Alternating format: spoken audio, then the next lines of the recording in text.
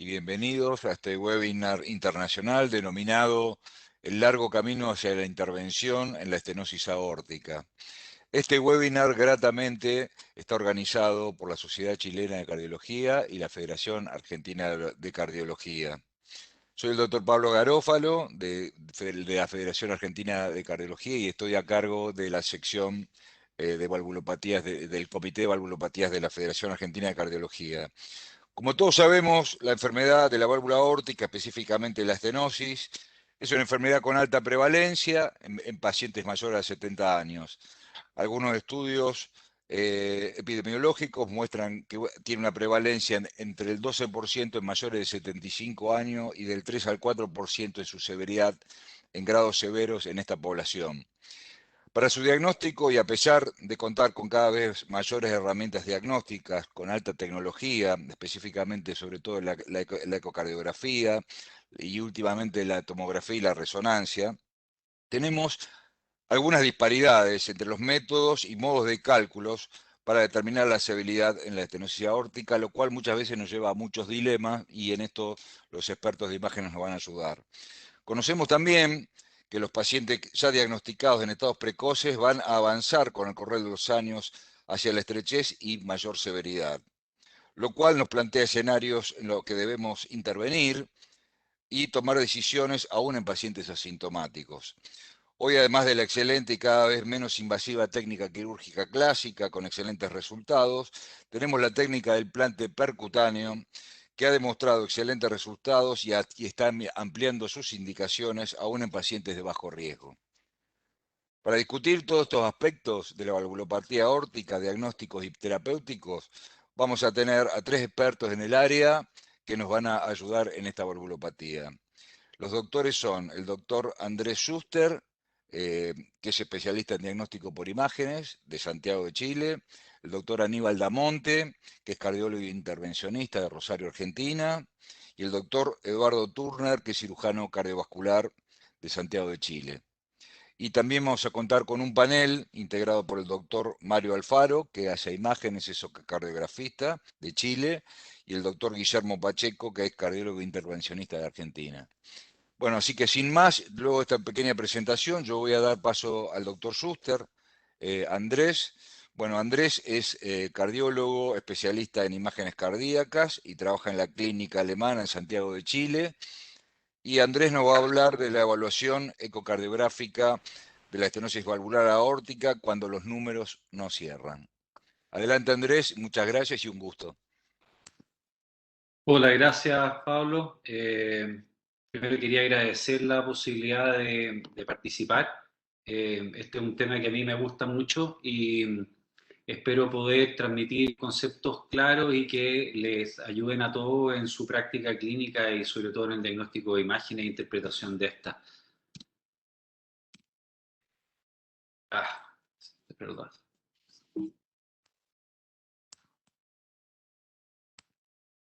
Ahí sí. Entonces vamos a partir con un caso clínico. Este es un hombre de 78 años, hipertenso, dislipidémico, con 2 años de disnea de esfuerzo y angina, que en el examen físico tiene un pulso carotídeo parvus tardus y un soplo eyectivo bastante importante que se irradia cuello. Acá tenemos una imagen por eco donde en fondo llama la atención en el eje largo para tener una válvula aórtica que está gruesa y que tiene una apertura que se ve disminuida, un ventrículo que se ve remodelado, tanto en el eje largo como en el eje corto. Y en el eje también apical, en el eje largo apical se ve lo mismo, en el fondo un ventrículo bien remodelado y una válvula bien enferma. El estudio Doppler nos muestra que hay una velocidad de más de 4 metros, con gradientes medios y pic elevados, y con un área calculada de 0,4 centímetros cuadrados. Entonces, cuando nosotros tenemos un paciente que tiene una clínica compatible y un eco que en el fondo hace sentido, la verdad que eso es tranquilizador, donde tenemos engrosamiento de las paredes y, como yo les decía, en el fondo una estenosis aórtica severa con números que calzan. Eso obviamente nos deja tranquilos y nos dice que se cierra todo y tenemos un diagnóstico claro para tomar decisiones. Pero en cambio tenemos este otro caso, un hombre de 72 años, hepático, con una hipertensión arterial crónica, una enfermedad arterial oclusiva, que consulta con un año de disnea de esfuerzo y dolor torácico atípico y también con un soplo eyectivo irradiado cuello. Acá tenemos el eco, donde llama la atención que hay un ventrículo que está muy remodelado, unas paredes muy gruesas, una válvula que se ve enferma, que abre, pero en el fondo tiene calcificación importante. Y acá vemos el Doppler continuo, donde llama la atención que tiene una velocidad peak de 2.89 metros por segundo, con gradientes que están descritos ahí, 33,19 milímetros de mercurio, con un ventrículo más remodelado que el otro, en fondo paredes de 16 y 15 milímetros, y con una conclusión que nos llega a nosotros, en el fondo nuestro paciente con estenosis aórtica severa, lo cual obviamente nos hace tener dudas de la veracidad del informe y si efectivamente este paciente tiene o no una estenosis aórtica severa, ya que los números no calzan. Entonces, ¿qué hacemos cuando los números no calzan en una evaluación de un paciente con una estenosis aórtica que queremos evaluar? Tenemos que fijarnos primero cómo está la válvula, tenemos que fijarnos en el ventrículo, cómo en el tracto de salida del ventrículo izquierdo, en la raíz y la aorta proximal de este paciente, cómo está la hemodinamia al momento del diagnóstico y también se podrían haber otras causas para tener un gradiente elevado. Entonces, en el fondo, desde el punto de vista de la válvula, lo primero es cómo está su apertura, si está engrosada o no, si está calcificada, si la calcificación es leve o significativa, o además si podemos evaluar el área de la válvula de otra manera, por ejemplo, por una planimetría. Acá tenemos en el fondo un paciente que tiene una válvula que se ve gruesa, pero llama la atención que abre bastante, que en el fondo el mismo paciente en el eje corto. Y tenemos la evaluación de ese paciente, que es en el fondo la medición de arriba, donde tenemos un área de 1.15 centímetros cuadrados comparado con este otro paciente que tiene 0.75. Entonces la planimetría podría ser una opción para evaluar esta válvula si es que tenemos en el fondo alguna duda desde el punto de vista de nuestro paciente.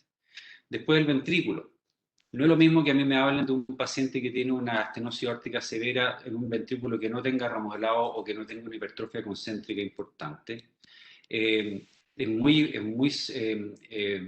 clave ver cómo está la función ventricular de mi paciente al momento de la evaluación, ya que no es lo mismo que estemos hablando de una estenosis aórtica en un paciente con una función ventricular normal versus una función ventricular disminuida. Por ejemplo, acá tenemos a este paciente con una válvula que está estrecha y tenemos un ventrículo que está remodelado, tiene paredes gruesas. Y desde el punto de vista de la función, tenemos otro paciente con estenosis aórtica severa, con un ventrículo muy engrosado y con una función sistólica que evidentemente se ve disminuida.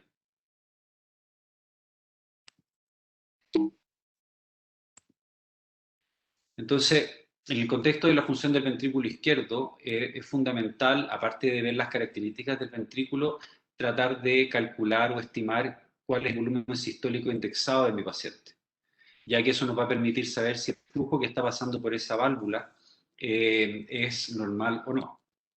Entonces tenemos múltiples técnicas de medición del volumen sistólico. Teikos, que es la más habitual, tiene problemas como por ejemplo suposiciones geométricas del ventrículo y no detecta alteraciones segmentarias.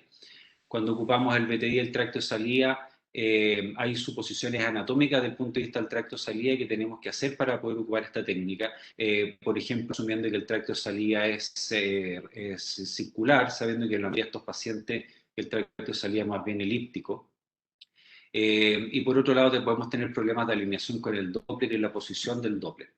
Después tenemos las mediciones volumétricas, que el Simpson es la más frecuente, donde podemos tener problemas de foreshortening. Y por último, el volumen en 3D, que no tiene suposiciones geométricas o anatómicas del ventrículo y tiene menos probabilidad de tener foreshortening. Entonces, siempre también considerar de que si nuestro paciente tiene insuficiencia mitral, el volumen sistólico puede estar subestimado, sobreestimado por cualquiera de estas técnicas. Entonces acá tenemos una medición, en el fondo con el Doppler pulsado, en el tracto serial ventrículo izquierdo, donde estimamos el volumen sistólico, ocupando un tracto de salida, en el fondo que medimos previamente. Acá tenemos un volumen sistólico por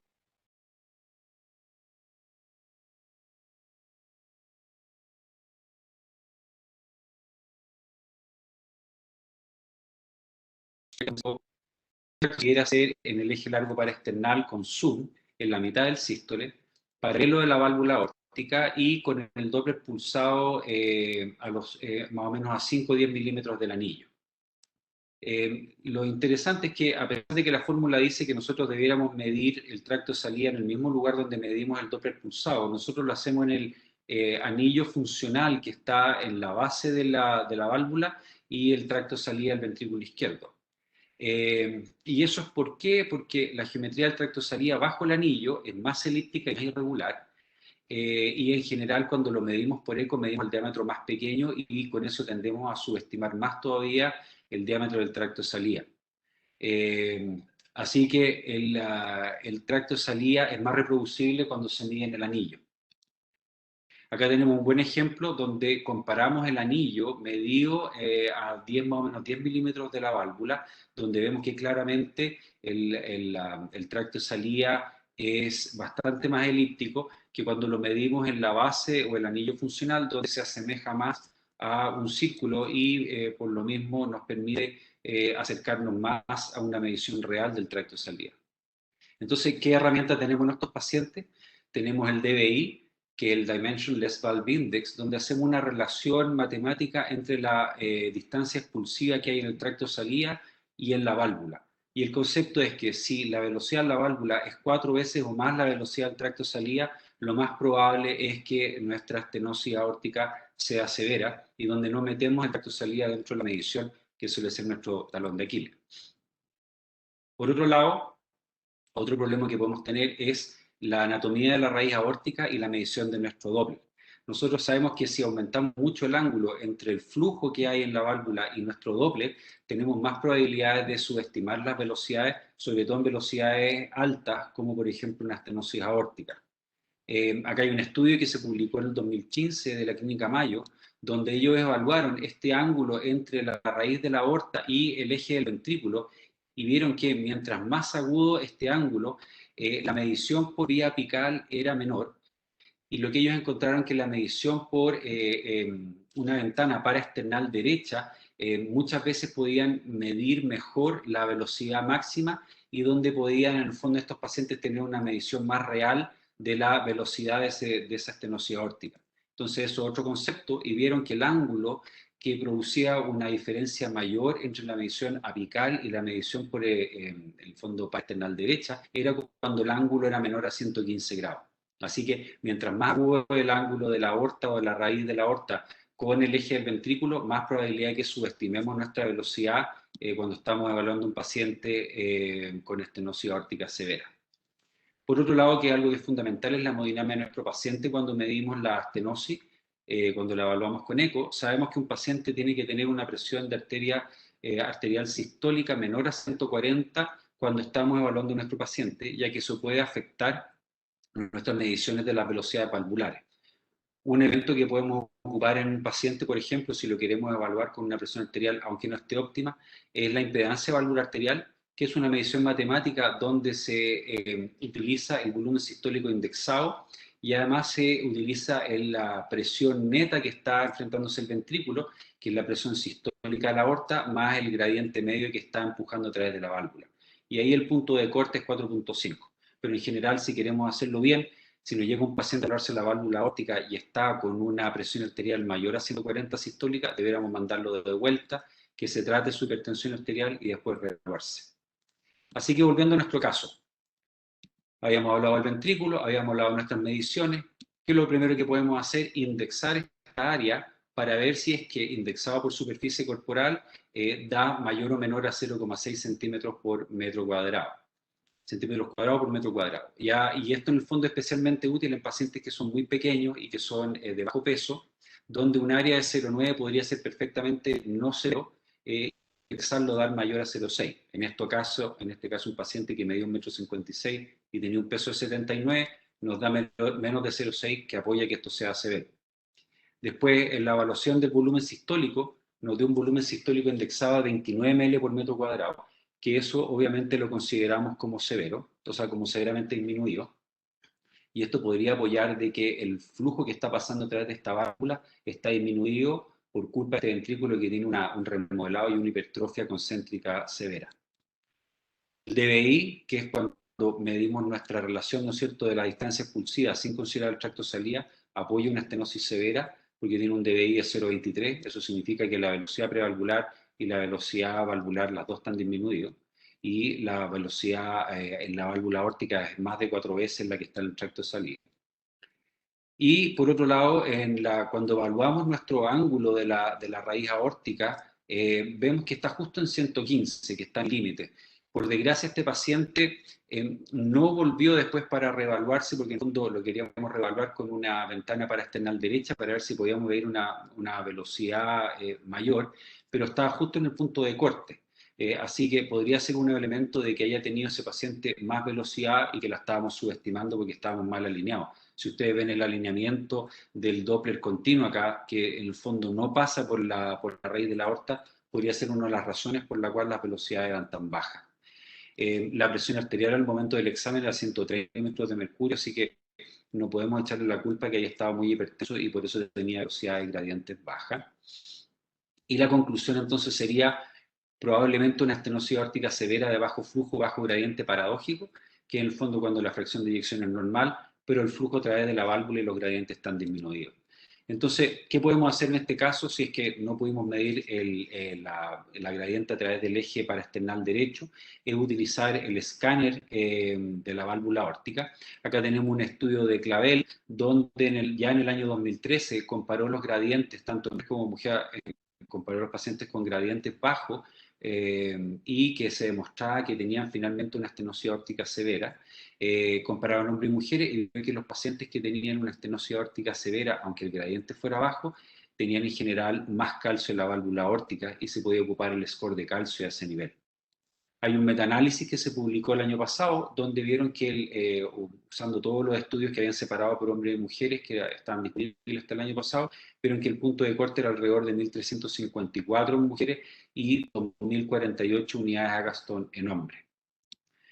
Este es un flujograma publicado por Pivaró el 2014, que es para evaluar nuestros pacientes que tienen, en el fondo, una estenosis aórtica con bajo gradiente, donde en el fondo uno puede, dependiendo del volumen sistólico, puede utilizar el escáner o puede ocupar un test de estrés, ya sea de ejercicio o con dobutamina. El punto de corte, como lo habíamos hablado, es un volumen sistólico indexado menor a 35 ml por metro cuadrado, la estenosis de bajo flujo, bajo gradiente paradójico. Y acá podemos ocupar el escáner o el test de esfuerzo con imágenes o el dobutamina, y eso para separarlo si es que efectivamente es una estenosis aórtica bajo flujo, bajo gradiente paradójica, o en el fondo es una pseudoestenosis, y ahí habría que en el fondo tratar al paciente desde el punto de vista farmacológico. Y volviendo a nuestro paciente, se le midió un score de calcio y tenía un score de calcio de 3.463, lo cual apoya que esta estenosis aórtica, a pesar de que su gradiente era bajo, podría explicar los síntomas de disnea del paciente y por lo tanto se justificaba una intervención. Entonces, a modo de conclusión, en una estenosis aórtica severa de bajo flujo, bajo gradiente paradójico, o sea que tiene una fracción de eyección normal al momento de la medición, qué cosas podríamos estar haciendo mal y que podrían determinar de que el paciente efectivamente no tiene una estenosis aórtica severa y por eso tiene en el fondo un área baja a pesar de que los gradientes están bajos. Lo más frecuente es que subestimamos el tracto de salida y eso nos va a castigar el área valvular. Después que la velocidad del tracto de salida o de la válvula aórtica esté mal medido, y ahí siempre mirar cuál es el ángulo de nuestra raíz con el eje del ventrículo, y podríamos probar una ventana distinta como la ventana paraesternal derecha. Por otro lado, la estenosis aórtica moderada, una válvula que se ve severa, lo más frecuente es que hay una subestimación de la velocidad del tracto de salida porque nos acercamos mucho a la válvula, o una subestimación de la válvula, de la velocidad valvular aórtica, también como conversamos, por un problema de alineamiento o por un problema anatómico del paciente. Y en un paciente que tiene una estenosis aórtica severa en una válvula que no se ve severa, lo primero que uno tiene que pensar es que está midiendo un jet que no corresponde a la válvula aórtica, como una insuficiencia mitral, o hay una estenosis en otro nivel, como una, por ejemplo, subclavia, que uno pudiera estar midiendo, sobre todo cuando ocupa un lápiz doble para hacer las mediciones. Y por otro lado, un tema que también uno debiera considerar es que el paciente podría tener una aorta pequeña a nivel proximal, y eso podría determinar por un fenómeno de pressure recovery que tiene que ver con la dispersión de flujo a ese nivel, que nosotros estamos sobreestimando los gradientes y que por eso en el fondo la válvula no se ve muy enferma. Muchas gracias. Bueno, muy bien. Muchísimas gracias, excelente.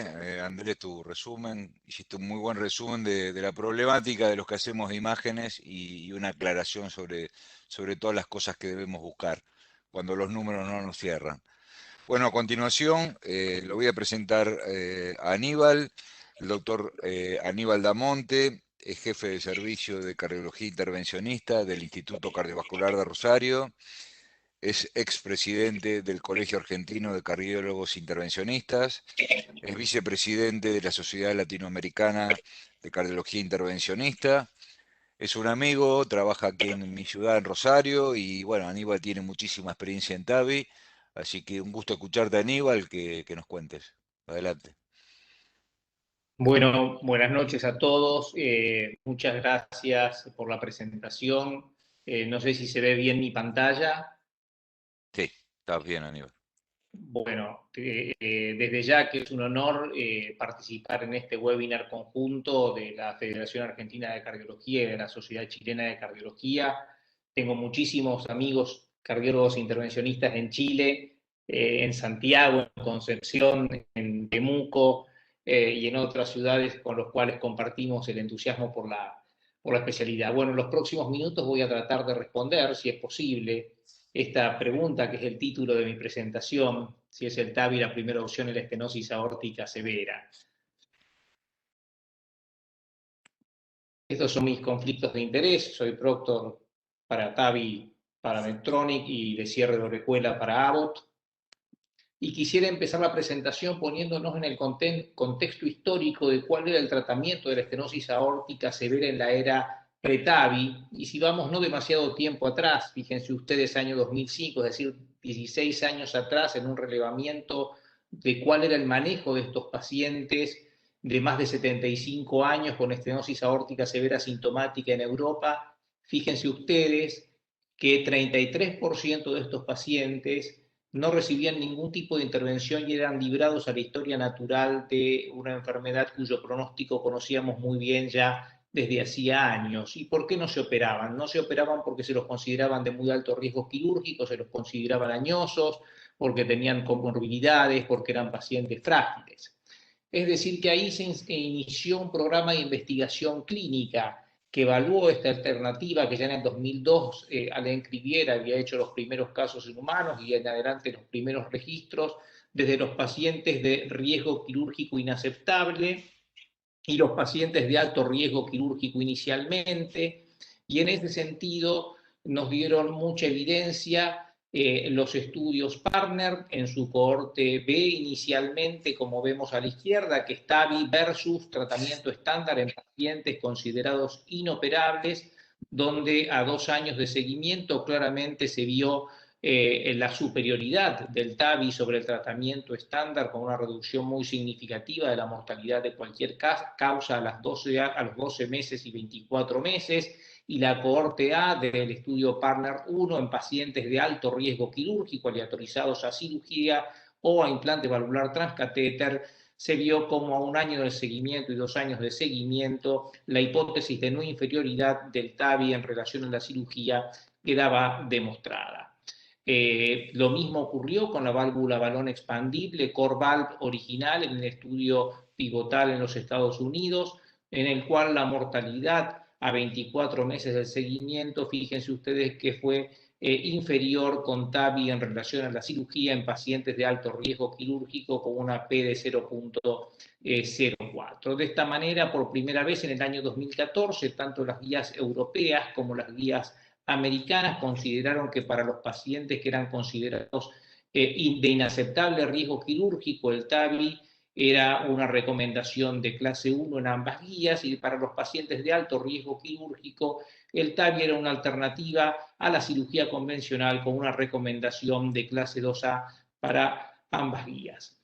Otro de los aspectos a considerar era cuál era la performance a plazos más prolongados, y para la cohorte de alto riesgo quirúrgico del estudio Partner 1, fíjense ustedes que a 5 años de seguimiento la mortalidad de cualquier causa fue similar para estos pacientes añosos, sea que se operaran o que se hicieran un implante valvular transcatéter. Con esta evidencia inicial, evidentemente se justificaba avanzar en el programa de investigación clínica hacia pacientes de menor riesgo quirúrgico, y posteriormente todos ustedes saben que en el año 2016 se publica para la válvula balón expandible SAPIEN XT el estudio Partner 2, que incluyó 2.000 pacientes aleatorizados 1 a 1 a implante valvular transcatéter o cirugía de reemplazo valvular aórtico. Nuevamente, fíjense ustedes en las características demográficas, que seguimos hablando de pacientes añosos, 81 años y medio de edad promedio en ambos grupos. Este estudio tuvo un análisis preespecificado, que está marcado en azul, de los pacientes que eran accesibles para el acceso transfemoral, y nuevamente para un punto final compuesto de mortalidad de cualquier causa y stroke incapacitante. Fíjense ustedes que a 24 meses de seguimiento no existe diferencia entre uno u otro método de tratamiento de la estenosis aórtica, existiendo en los pacientes en los cuales era factible el acceso transfemoral un beneficio numérico a favor del implante valvular transcatéter, con una P en el límite de la significatividad estadística. De manera similar, los pacientes de riesgo intermedio fueron evaluados con la válvula autoexpandible CoreValve, y para un punto final compuesto también de mortalidad y stroke incapacitante. Fíjense que a 24 meses de seguimiento, en la curva de incidencia de eventos no existe diferencia entre cirugía o implante valvular transcatéter, y cuando uno desglosa mortalidad de cualquier causa, nuevamente no hay diferencias, evidenciándose una diferencia a favor del implante valvular transcatéter en términos de menor incidencia de stroke incapacitante, 2.6% versus 4.5% a 24 meses en el grupo de pacientes de TAVI versus el grupo de pacientes de reemplazo valvular aórtico transcatéter. En base a estos dos estudios, ya las guías europeas en el año 2017 recomiendan que el TAVI es una alternativa no solamente para los pacientes con contraindicación quirúrgica y de alto riesgo quirúrgico, sino que también en algunos pacientes de riesgo quirúrgico intermedio puede ser una alternativa a la cirugía del reemplazo valvular aórtico.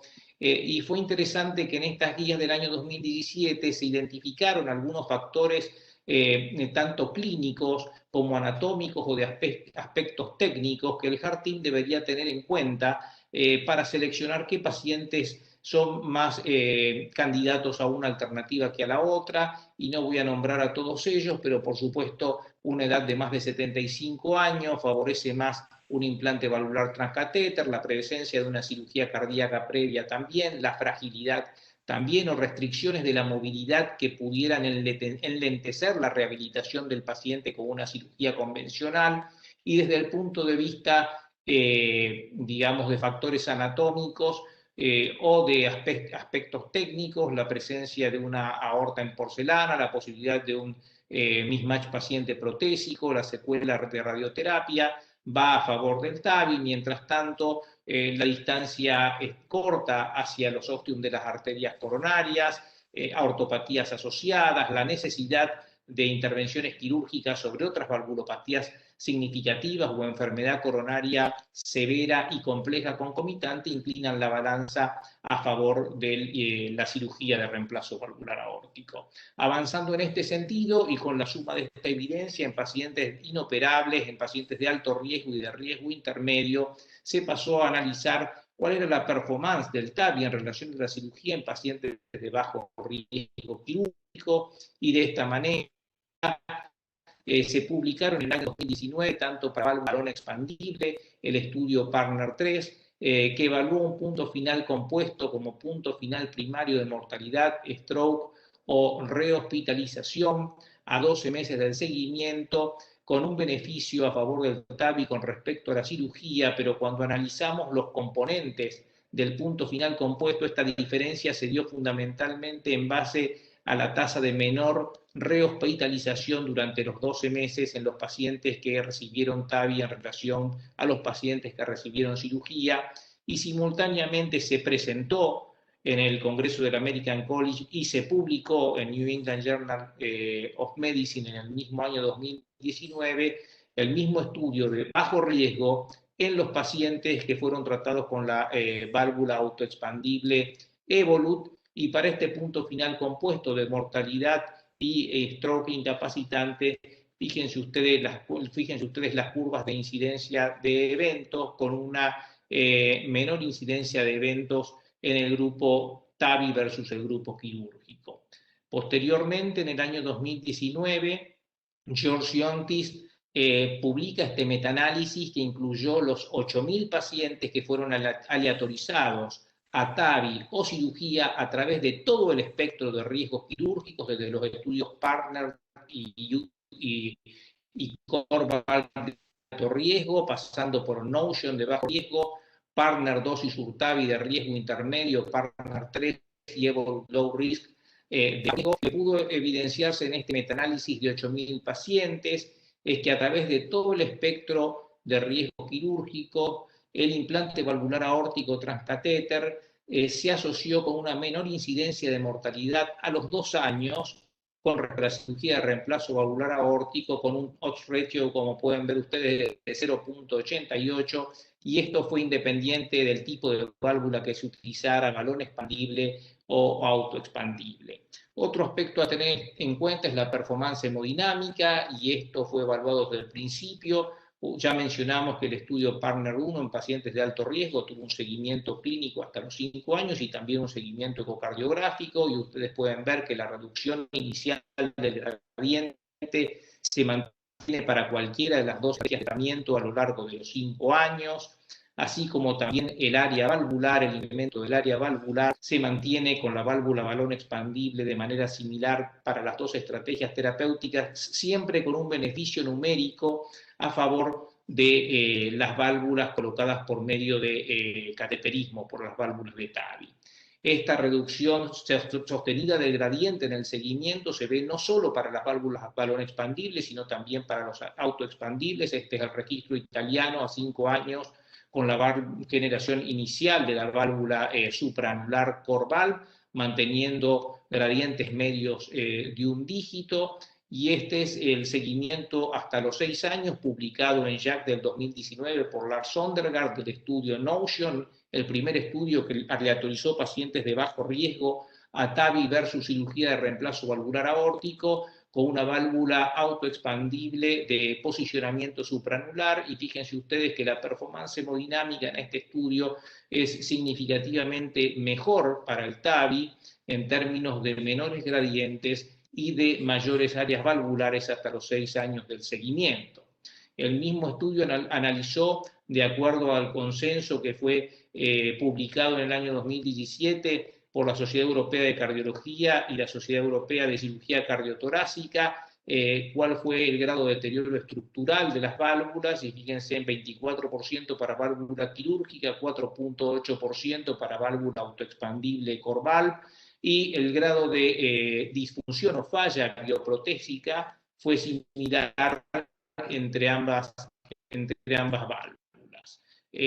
Es muy importante tener en cuenta también, como mencionaba la Sociedad Europea de Cardiología en el año 2017, la posibilidad de un mismatch paciente protésico, y fíjense ustedes analizando los pacientes incluidos en el estudio Partner, los pacientes con cirugía de reemplazo valvular aórtico tuvieron una incidencia significativamente mayor de mismatch paciente protésico, 25.7% versus 6.2% cuando nos referimos a un mismatch paciente protésico severo.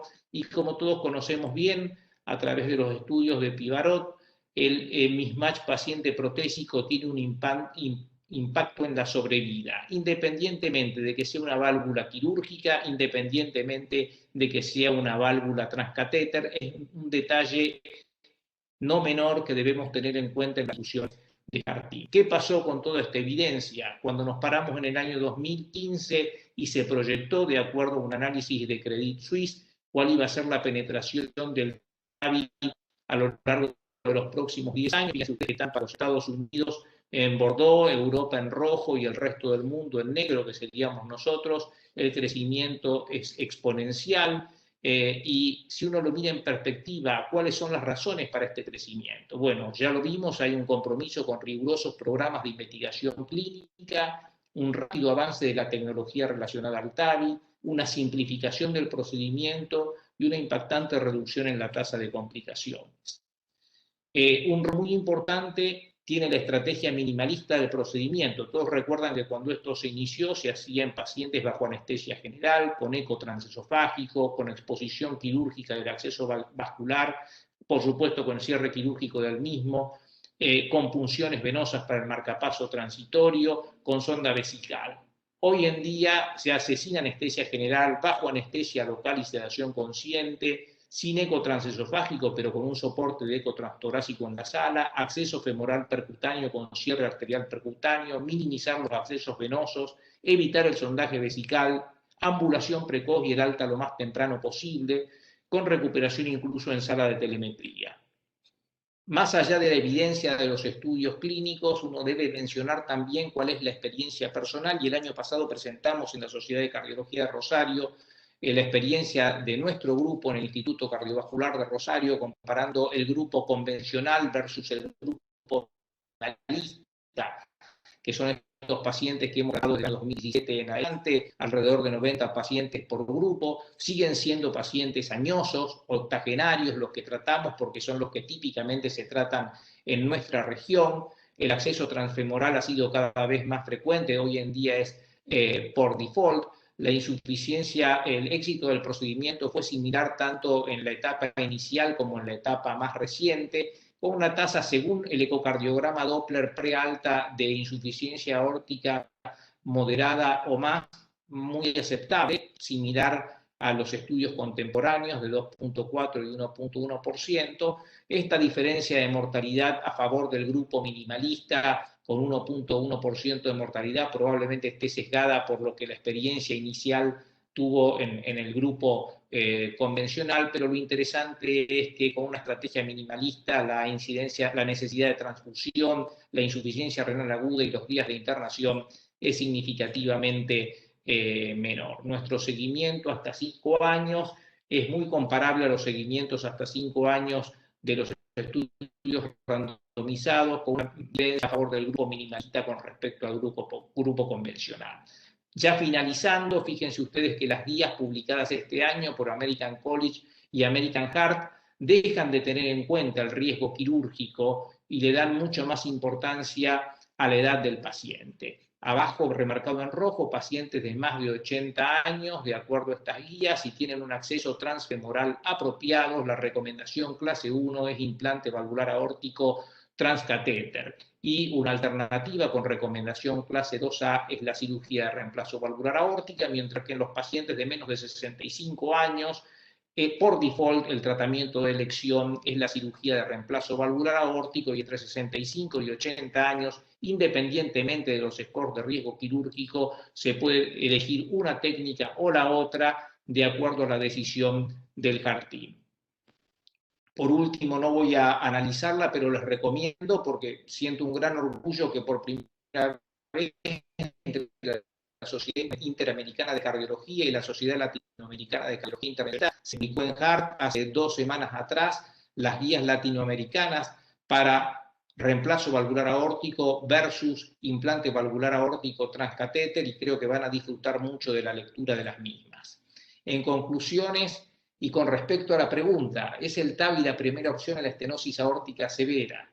Creo que TAVI constituye una alternativa terapéutica que ha alcanzado su madurez basada en la evidencia que surge de rigurosos programas de investigación clínica con las diferentes prótesis disponibles. Las indicaciones se han expandido de pacientes de riesgo quirúrgico inaceptable a través de todo el espectro de riesgo quirúrgico, con los resultados de estudios clínicos y guías internacionales más recientes. Esto ha determinado un crecimiento notable de su utilización en el mundo, reforzando la importancia del Heart Team como instrumento indispensable para la toma individualizada de decisiones.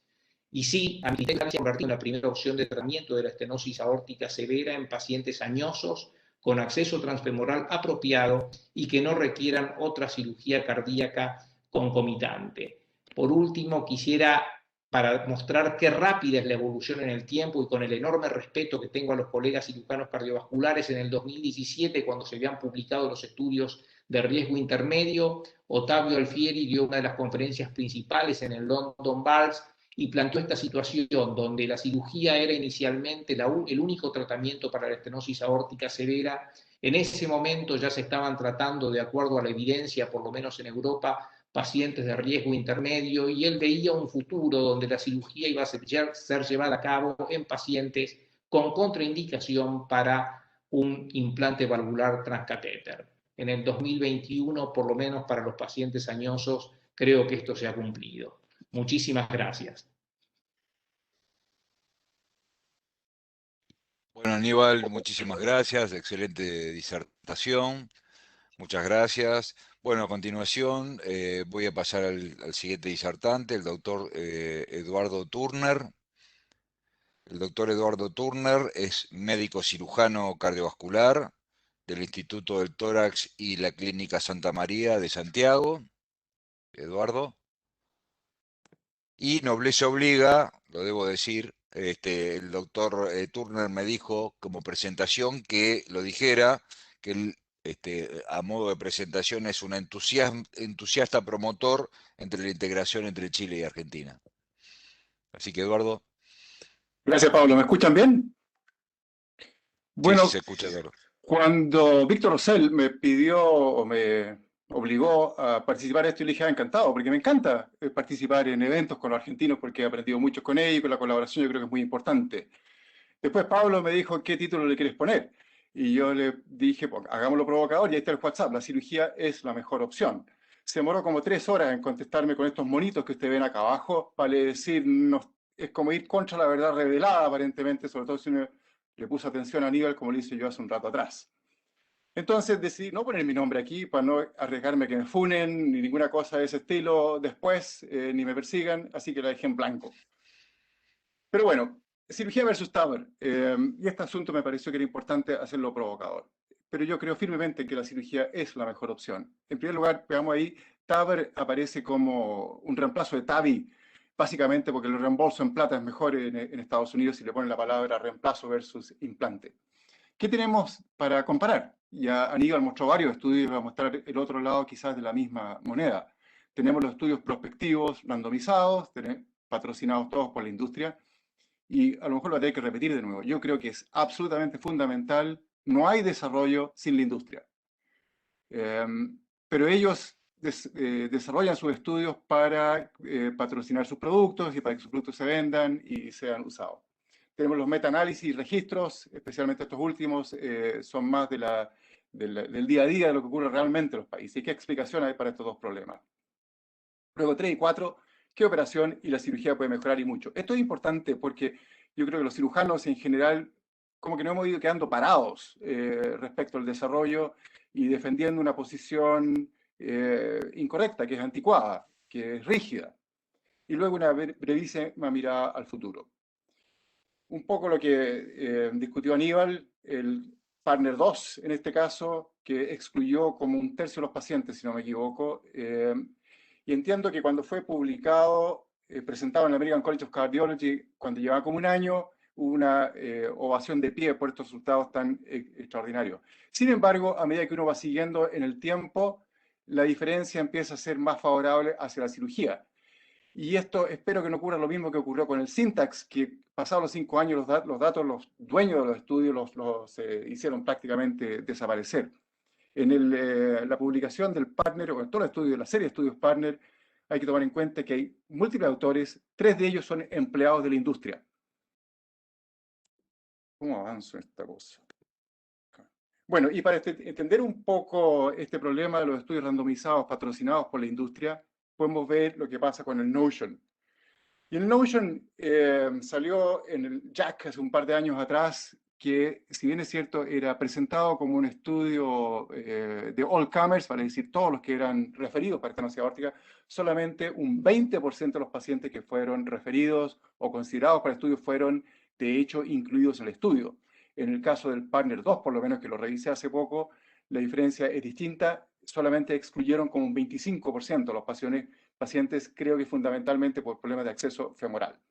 Y lo otro que es importante, esto es como el que elige la música es el que paga la cuenta.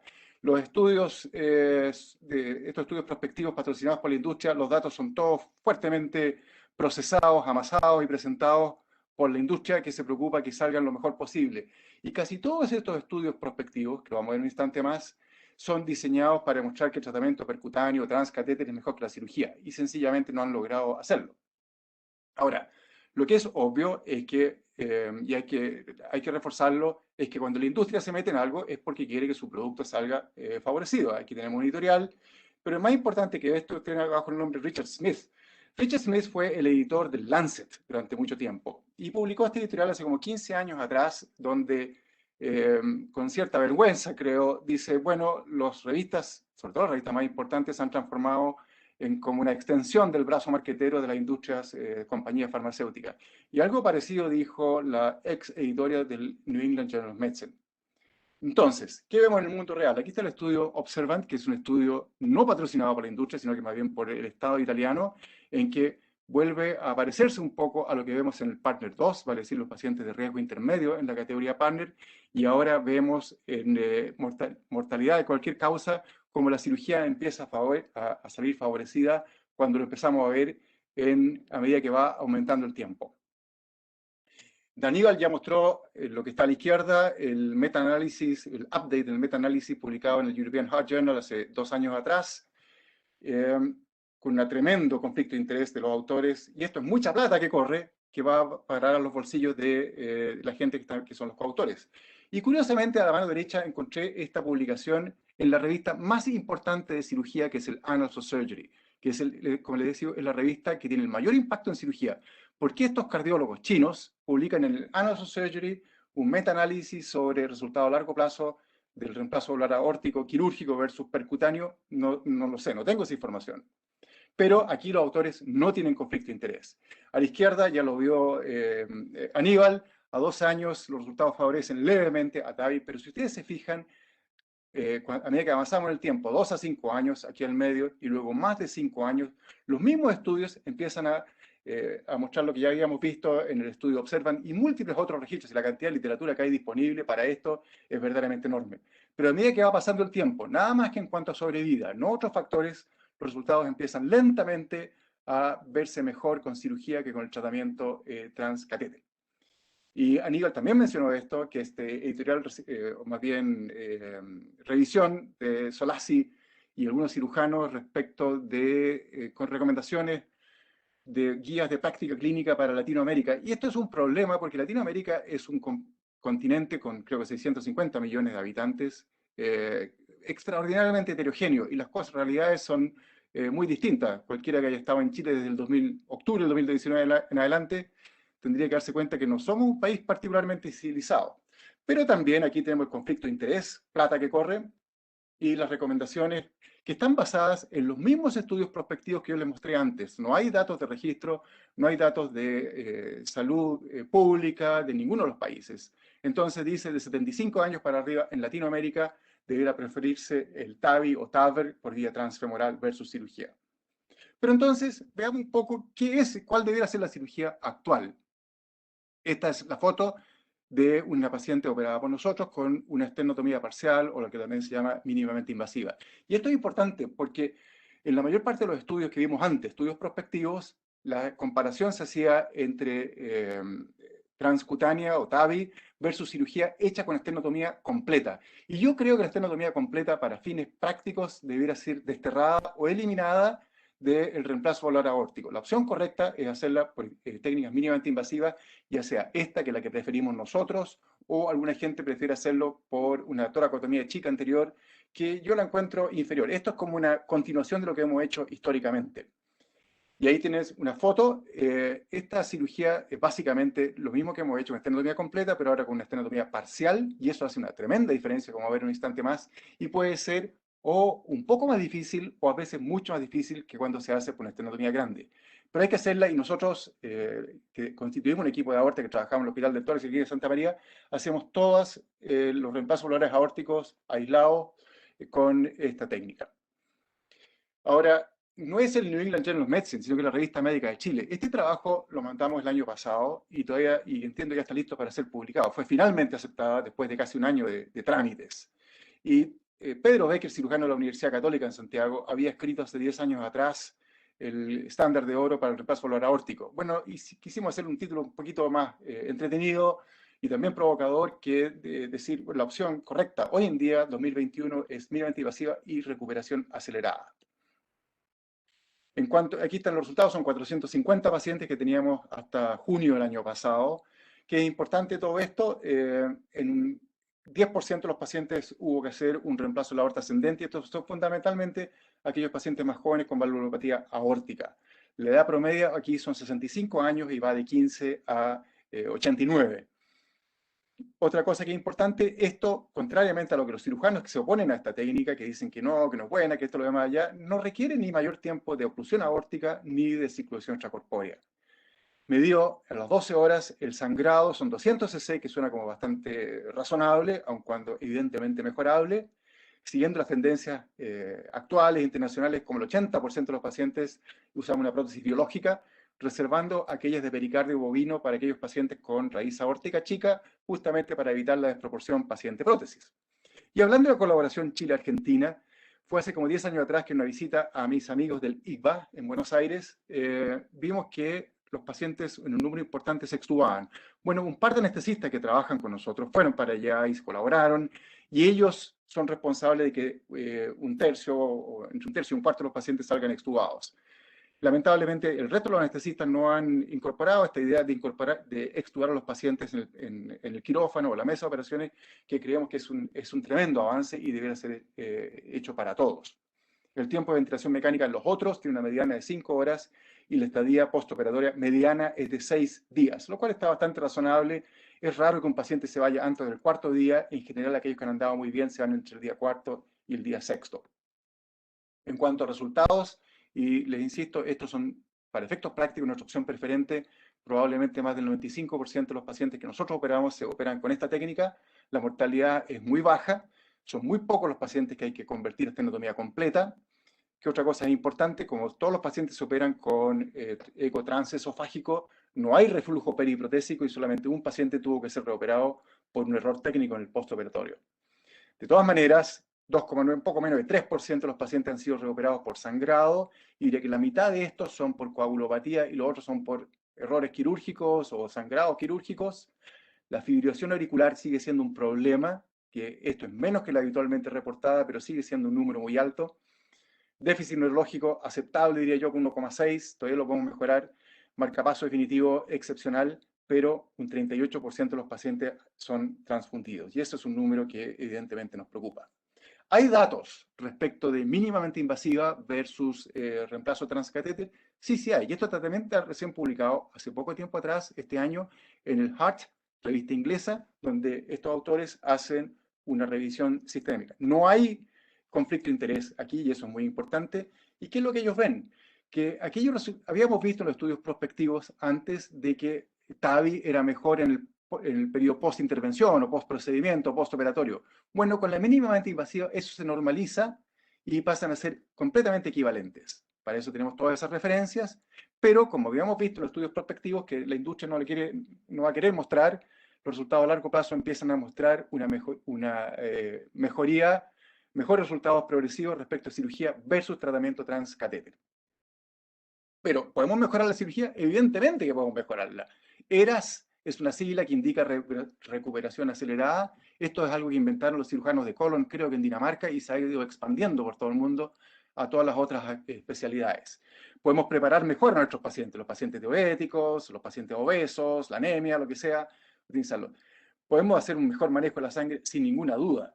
No solo tenemos un 38% en el caso nuestro pero en todas partes del mundo la incidencia de transfusiones es bastante alta y eso por una parte, pero por otra parte la mayor parte de los pacientes se van con anemia y eso le toma como un mes recuperarse completamente. Eso es algo que tenemos pendiente y que con el tiempo vamos a mirar para atrás y va a decir, oye, antes los pacientes se transfundían.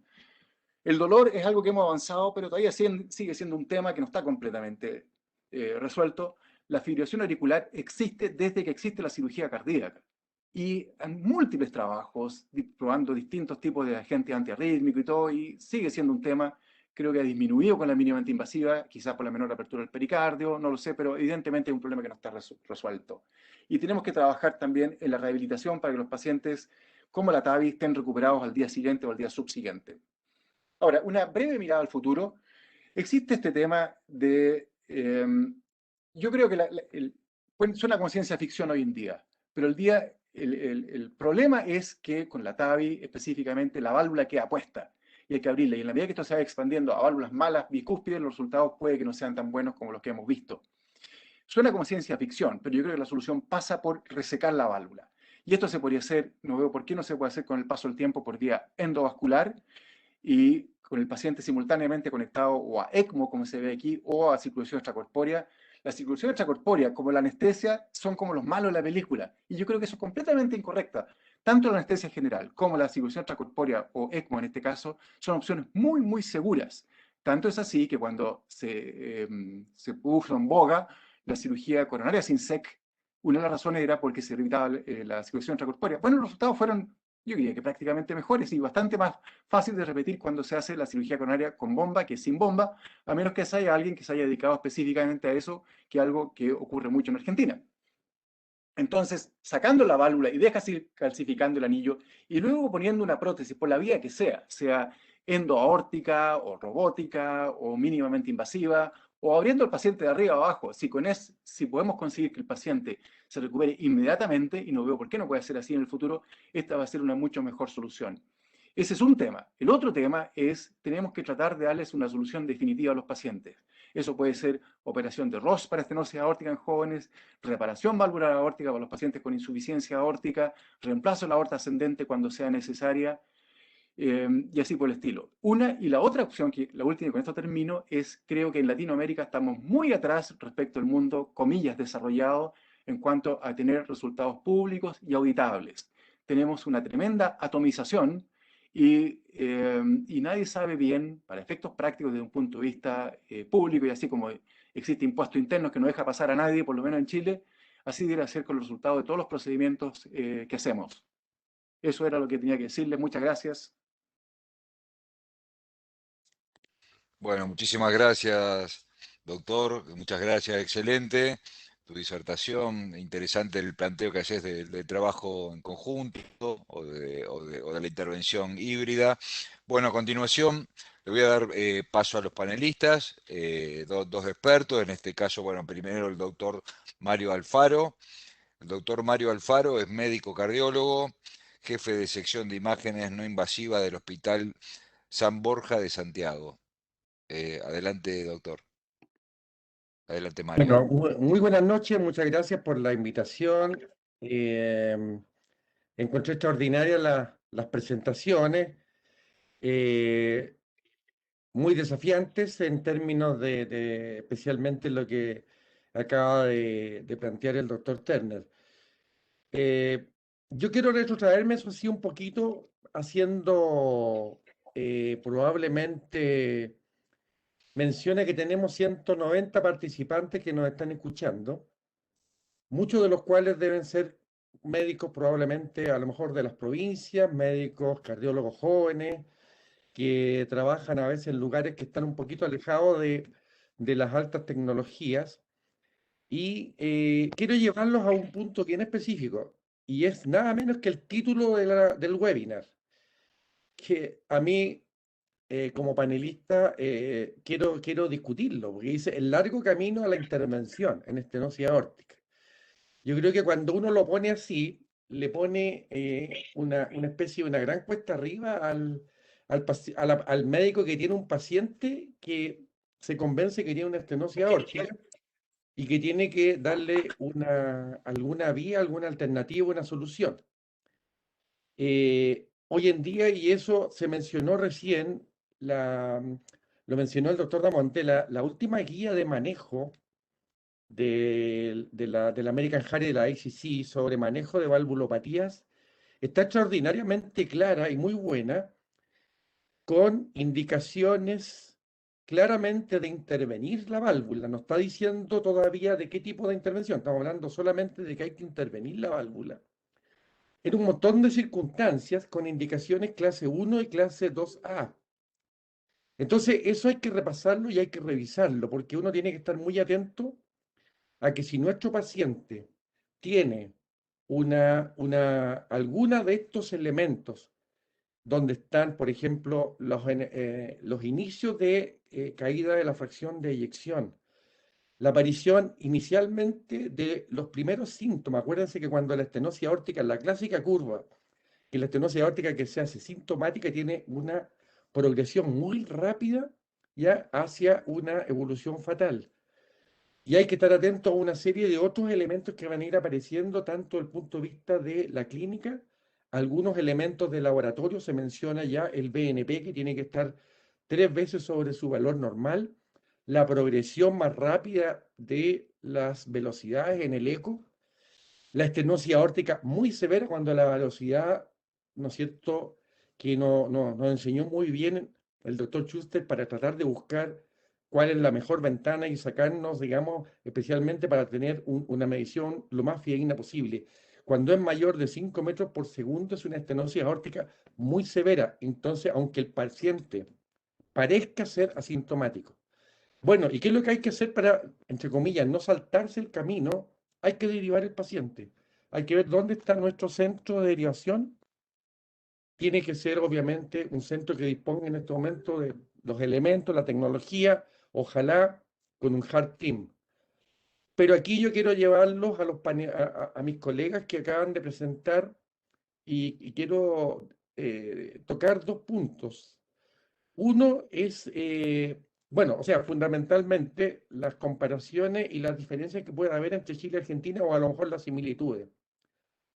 En Chile se hace lejos, mucha más cirugía que TAVI, lejos, que no es la realidad, como se mencionó, de los países desarrollados. En Estados Unidos hoy día se hace más TAVI que cirugía cardíaca, como se mencionó en los registros. 300.000 TAVIs se han puesto en el mundo. En Chile no llegamos a 1.000 en total. Y se hacen probablemente cerca de 2.000 cirugías valvulares en el año, sino que me corrija el doctor Turner. Y de las cuales obviamente no son todas aórticas, pero sabemos que hoy día la válvula aórtica es la más prevalente. Entonces nosotros estamos en Chile por lo menos bastante lejanos de que la discusión se plantee en términos de igual a igual, decir ya, analizo todos estos elementos y decido junto con el paciente, con el heart team, si le pongo una TAVI o lo mando a operar. En Chile no hay una gran disponibilidad de TAVIs en el grueso de nuestros pacientes, que son beneficiarios del sistema público. El sistema público, tenemos grandes dificultades para conseguir el financiamiento. En mi hospital, que es uno de los hospitales más activos, que ha sido tradicionalmente, fuera, digamos, de todas las circunstancias del último tiempo, llevar adelante un programa de TAVI ha sido realmente muy dificultoso en términos de financiarlo. Y esa es la realidad acá. Yo por eso que le pregunto a mis contrapartes de Argentina cómo está la situación al lado de ellos. Bueno, no sé si me corresponde, está también el doctor, está el doctor Garófalo, está también el doctor Pacheco. Está el doctor Pacheco. Sí, voy a hacer solamente una pequeña respuesta a eso. La penetración del TAVI en la República Argentina sigue siendo muy baja. Nosotros, el Colegio Argentino de Cardiólogos Intervencionistas, hace un relevamiento anual voluntario, es decir, que no el 100% de los centros reportan sus procedimientos en general, pero habíamos logrado crecer en lo reportado del año 2018, 2019, alrededor de 1.000 TAVI por año. 1000 TAVI por año para la población de Argentina son 22 TAVI por millón de habitantes, cuando Europa y Estados Unidos tiene más de 100, más de 150.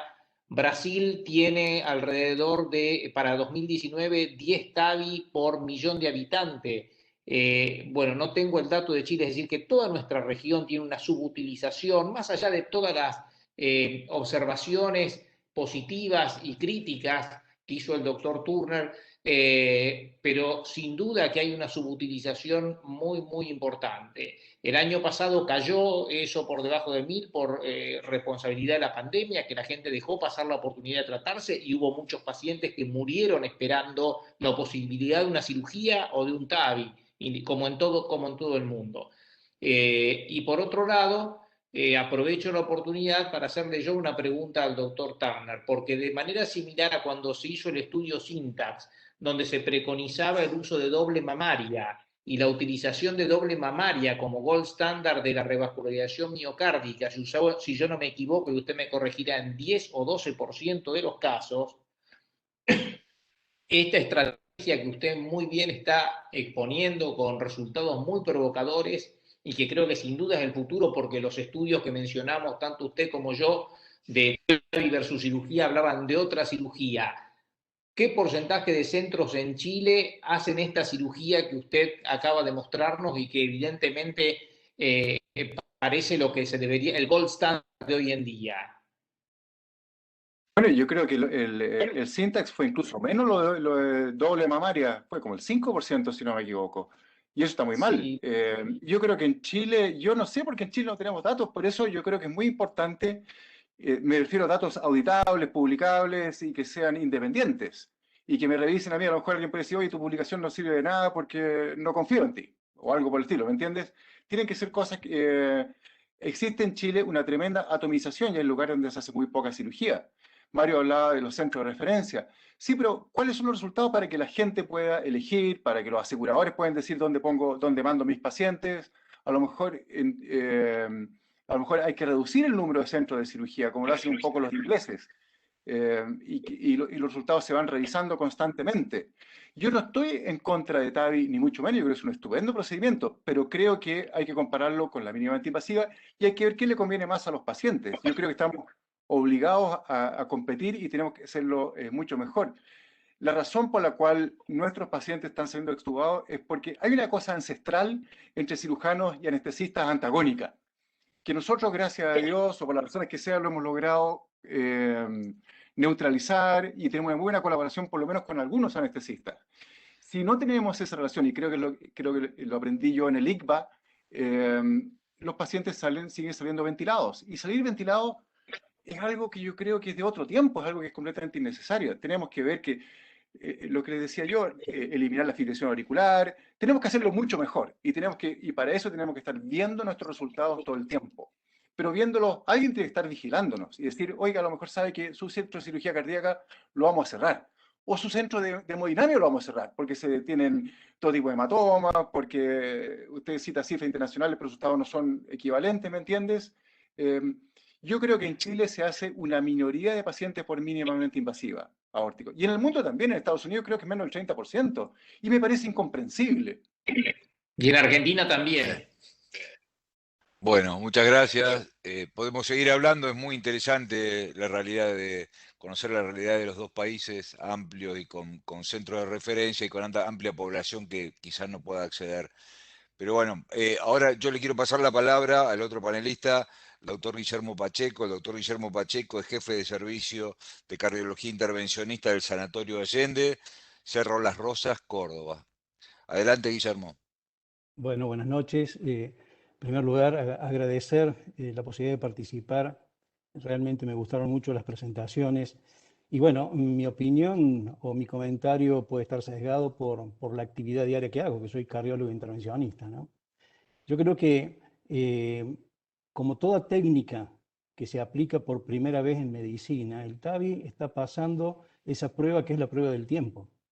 Y desde los primeros procedimientos que se hicieron en el año 2002 hasta ahora, se ha ido demostrando que es una técnica que es absolutamente segura, que es repetible y que en esto no solamente los resultados basados en la evidencia que mostró Aníbal recién, solamente dependen de la presión de la industria. En esto también hay ciencia.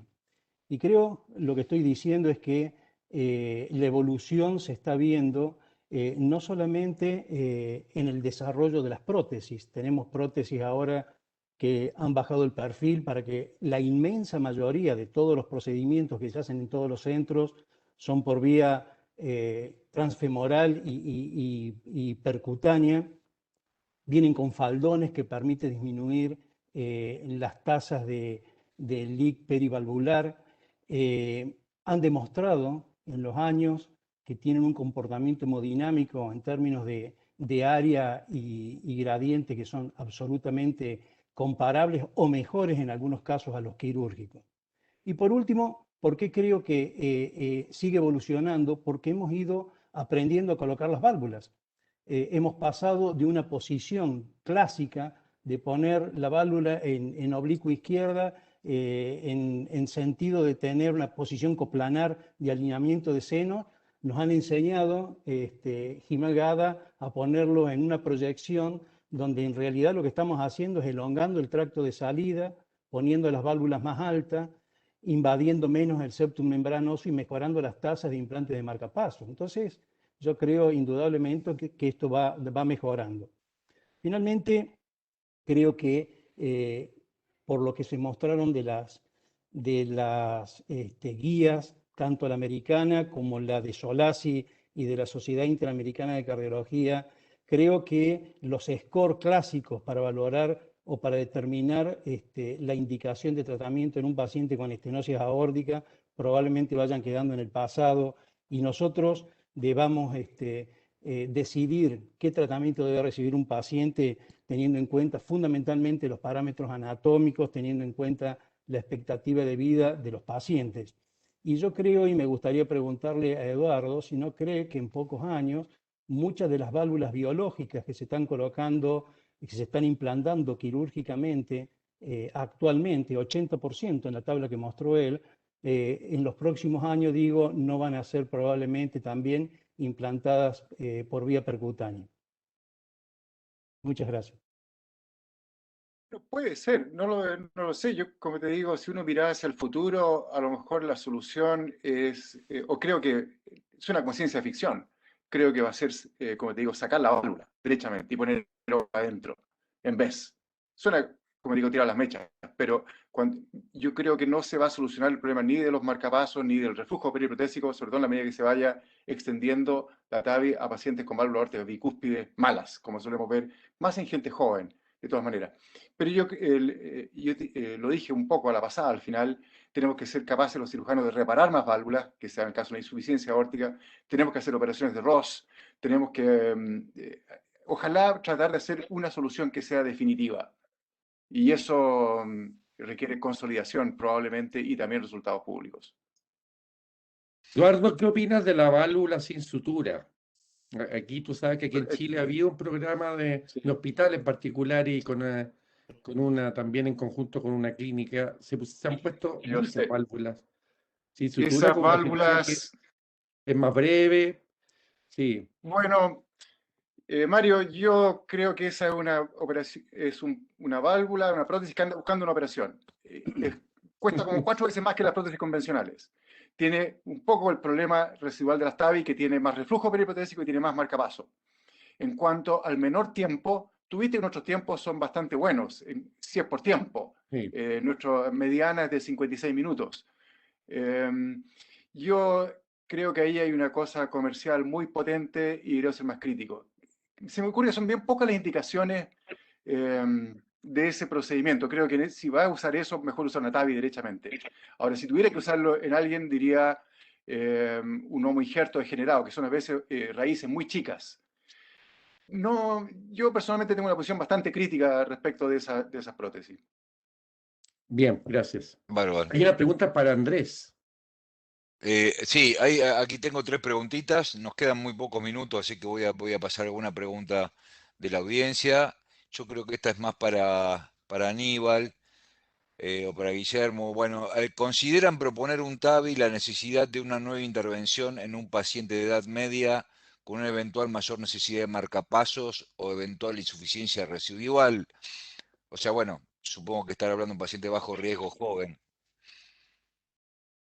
Creo que En la pregunta es... realidad, Sí. sí, en realidad, de vuelta, yo creo que, y mi respuesta fue para el paciente octogenario, yo creo que en el paciente octogenario la tasa de marcapaso definitivo actual con las técnicas como mencionó el doctor Guillermo Pacheco hace poquitos minutos, están en un dígito, es más, pueden estar tan baja como en un 3% en algunas series. Es decir, que en un paciente octogenario el marcapaso no es un problema y las tasas del IC periprotésico con las generaciones actuales de válvulas de vuelta evaluados en Core Lab independientes, más que moderado es 2% o 1,8%. De vuelta eso en un paciente octogenario no va a tener un impacto. Por eso cuando estamos hablando de un paciente más joven, de nuevo entran muchísimas más variables no capturadas por scores y por eso estoy de acuerdo en que las guías actuales hayan sacado los scores del medio y hayan devuelto revalorizado el rol del Heart Team y en conjunto definir cuál va a ser la mejor aproximación para ese paciente, que si Dios quiere sea la definitiva. En el caso de que se define un TAVI porque es un paciente relativamente joven pero con comorbilidades que aumentan su riesgo quirúrgico, si no es la definitiva va a tener la posibilidad de un valve-in-valve en el futuro. Exactamente. Esa es una alternativa. Guillermo, ¿algún comentario? No, no, estoy de acuerdo con Aníbal. Es eso, Bárbaro, es eso. bárbaro. Bueno, acá hay una pregunta cortita para el doctor Schuster. ¿Qué opina, hecha por el doctor Tibaldi de Córdoba? ¿Qué opina el doctor Schuster de la evaluación de la severidad y pronóstico a través del índice de flujo? ¿Y qué opina, bueno, eso lo comentó el doctor, ¿y qué opinan los pacientes asintomáticos en los cuales la fracción de eyección comienza a caer abajo del 60%? Y si le otorga valor al strain o a la técnica T1 mapping. Si lo utiliza o cuándo lo utiliza. A ver, yendo a la primera pregunta, en el fondo me imagino que están preguntando por el DBI, que es el índice sin dimensión. Está preguntando Eh, sobre el flujo. no sé si sea... Índice de flujo, índice de flujo. Sí, el DBI, que fue lo que hablamos ahí, tiene, sí, por favor que nos escriban en el chat si se refieren a otro término, pero la ventaja que tiene el DBI que relaciona las velocidades tanto del tracto de salida como de la válvula, en el fondo utilizando la distancia expulsiva o el BTI, y no considera el tracto de salida para la medición que en general en casi todas las publicaciones y también yo creo de mi punto de vista es el talón de Aquiles de la medición de la válvula aórtica. Y ahí me paso a la otra pregunta que estaba ahí, de qué opinaba yo Cuando empieza a de que caer la fracción de eyección sobre el strain y el T1 mapping. Sí, no, y había otra pregunta también que decía qué opinaba yo de que la guía americana Así es. de evaluación de la válvula aórtica ahora privilegia la velocidad por sobre el área. Y va en lo mismo, en el fondo la única medición directa que nosotros hacemos es la velocidad, las velocidades, tanto del tracto de salida como en la válvula, a nivel de la válvula con el Doppler continuo. Todo lo demás tiene problemas de asunciones geométricas como por ejemplo el área del tracto de salida, y por lo tanto el fondo está más subordinado a tener errores de medición. Hay que considerar eso sí, como el caso que mostré yo del paciente que tenía bajo flujo, bajo gradiente, que la velocidad no lo es todo, y por lo mismo hay que mirar el eco completo, hay que mirar las características del ventrículo, las características de la válvula, y también considerar este otro elemento que yo antes no lo tenía incorporado, que era el ángulo de la raíz aórtica con el ventrículo, y saber de que si uno no está bien alineado con el tracto de salida, eso puede afectar las mediciones de velocidad también, y uno debiera explorar otras ventanas alternativas, como por ejemplo la ventana para external derecha. Uh-huh. Ahora, en relación al strain que preguntan ahí, nosotros Bueno, sabemos que el strain no está considerado dentro de las indicaciones de cirugía, pero la verdad que, por lo menos yo, desde el punto de vista clínico, en pacientes que tienen estenosis aórtica severa, asintomática, estando bien seguro de que el paciente está asintomático, yo informo la medición de strain si la ventana 2D es adecuada. Claro. No lo pongo en la conclusión, porque no me gusta poner en la conclusión términos que los otros clínicos puede que no lo sepan ocupar o no sepan qué hacer con ese resultado, pero sí lo pongo en la descripción del ventrículo, sobre todo si el strain está disminuido. Nunca hablamos de strain regional, solamente strain global. Y ese dato también nosotros, cuando después nos preguntan, oye, me informaste strain en este paciente, ¿qué hago con eso? Yo le digo, mira, en estos pacientes en general nosotros le pedimos resonancia.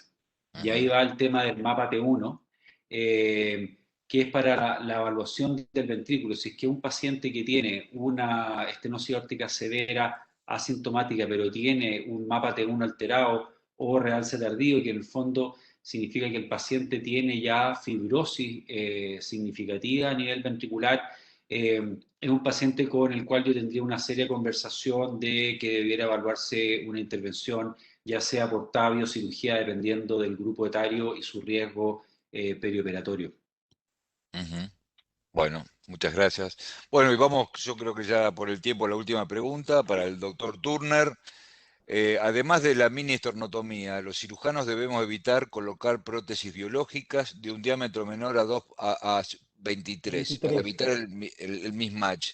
¿Cuál es su opinión? ¿Qué porcentaje de ampliación del anillo realizan? Esta la pregunta la realiza el doctor Argüello, que es cirujano de acá de Rosario, cirujano cardiovascular. Sí, lo respondí en el chat. Yo creo que la idea es correcta, pero también hay que indexarlo con el tamaño del paciente. Si es una persona 1,45 m y pesa 45 kilos, por ejemplo, tendría que ver las tablas. Hay unas tablas que se usan para calcular. Nosotros tenemos muy poca incidencia de eso porque estamos constantemente preocupados de poner una prótesis del tamaño correcto que no le deje con una desproporción por lo menos severa del paciente.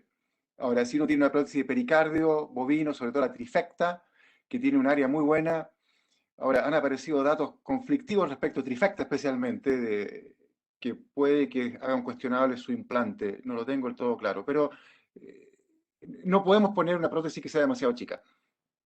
Y ahí puede ser mejor incluso reemplazar la raíz aórtica. Perfecto, bárbaro. Bueno, yo creo que ya estamos un poquito pasado de tiempo. Bueno, yo les agradezco a todos en nombre de la Federación Argentina de Cardiología y la Sociedad Chilena de Cardiología. Quiero recalcar la colaboración y el trabajo conjunto que se ha hecho para lograr este webinar, con mucha camaradería, con mucha ayuda entre todos. Ha sido un gusto y ojalá podamos repetir estos webinars más seguido en otras áreas. Así que, bueno, muchísimas gracias a todos, los felicito y bueno, buenas noches. Gracias a ustedes. Un gusto. Bien. Muchas gracias por invitar, por la invitación. Que estén muy bien. Bueno, un placer compartir este webinar. Gracias. Bueno, muchas gracias. Buenas noches.